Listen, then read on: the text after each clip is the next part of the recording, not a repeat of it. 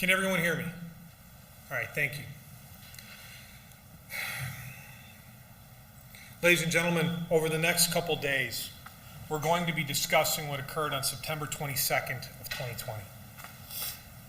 It actually was a nice night.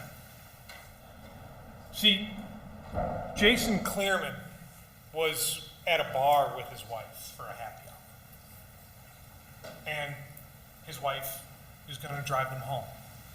She's driving. The victim is in the passenger seat. He's actually got the window down. It's at least that nice of a night on September that they're going at night around 7 o'clock with the window down.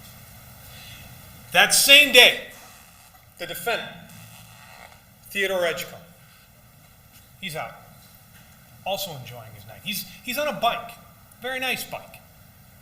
He leaves home on a bicycle, and he leaves home with a 9mm handgun. Now, these two individuals are heading towards each other on Brady Street. Jason, the victim, he's driving in the passenger seat. He's heading westbound.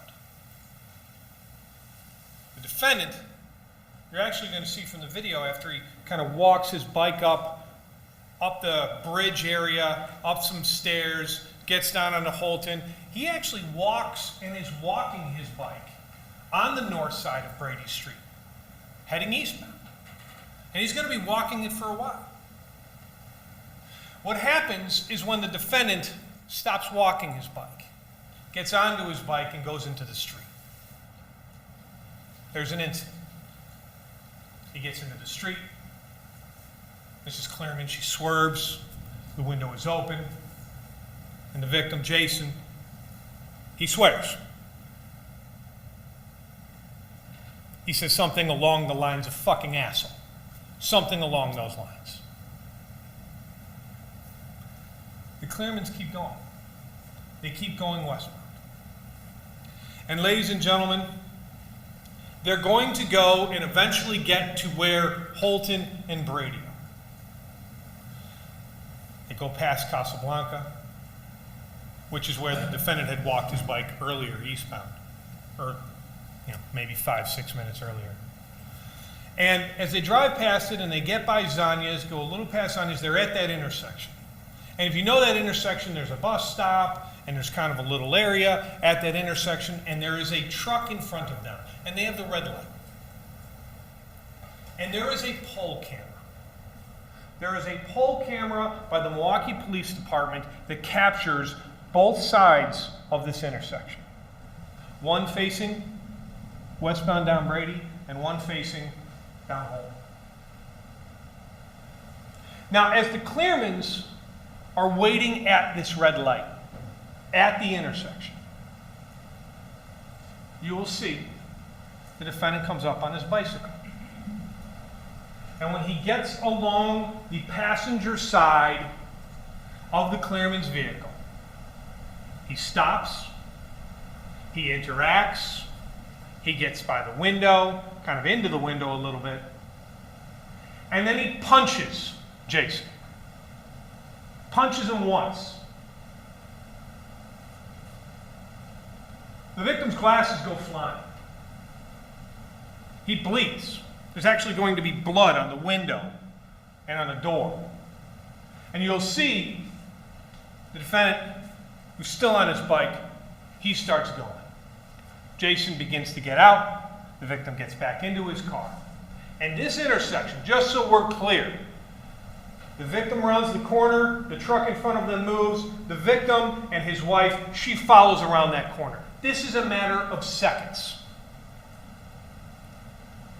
The defendant is on his bicycle, he stops, he's picking his bicycle out of the street, he's going to go back down those stairs that he had originally come up with just minutes before. Mrs. Cleereman pulls over. And the victim sadly gets out.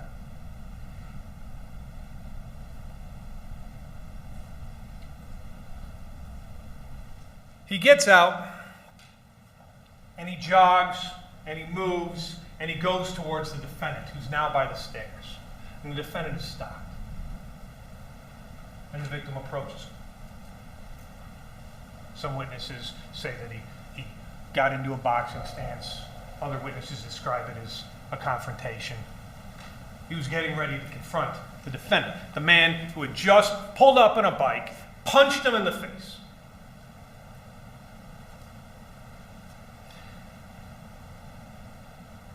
Mr. Cleereman has no weapon in his hands.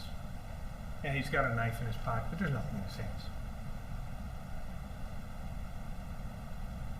And the defendant pulls out his 9mm handgun. And he raises it, and he shoots the victim in the face.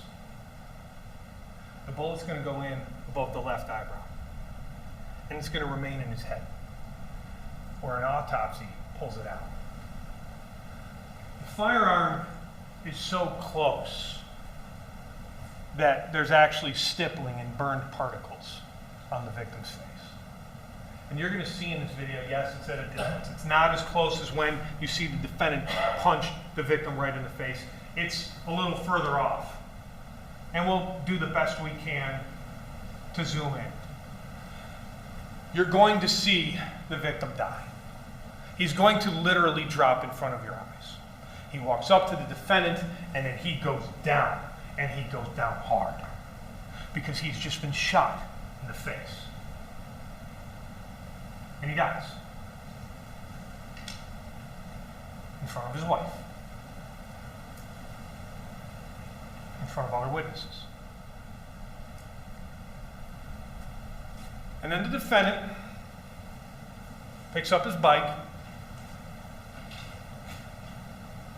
and either steps over the victim or walks right by him, because the victim has fallen down onto the stairs. You're going to see how his blood is literally pooling and going down the stairs. He walks right by this man. He never checks on him. He never gave him a warning. He just pulled out a gun, shot him in the face, and then he leaves. He goes down the stairs. He gets on his bike. He bikes down to the east and eventually gets to home. You're going to see video showing him going to these locations, past a number of different places. He never stops. He never stops till he gets home, where he places the bike down in the basement, a place he normally doesn't keep it.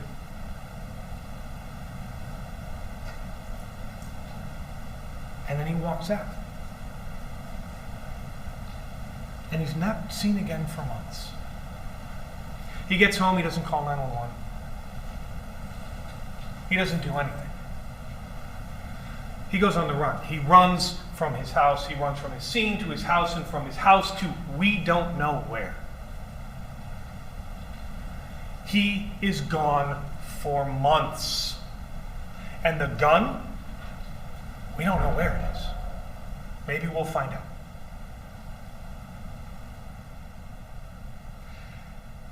Months later, in March, a Kentucky State Patrolman has an encounter with the defendant. The defendant lies about his name.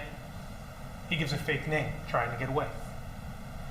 He says he doesn't have a driver's license, says he's got something from the Bahamas. And when the Kentucky State Patrolman, or trooper, finds an ID card in the defendant's name, the defendant claims him. He won't say who he is. And that's how he's found. Ladies and gentlemen, over the next couple days, we're going to walk you through this case. We're going to walk you through everything that has happened, the good and the bad. A horrible, senseless incident that begins with a swear word and is escalated to a punch, and it is ended with a bullet into the brain. You're going to hear a case that the defendant did everything in his effort to make certain you would not hear. Because he took off, and he tried to make certain people wouldn't find him. And when this is done, ladies and gentlemen, will come back up here and I'll ask you to find the defendant guilty because we will have proven it. Thank you. Thank you.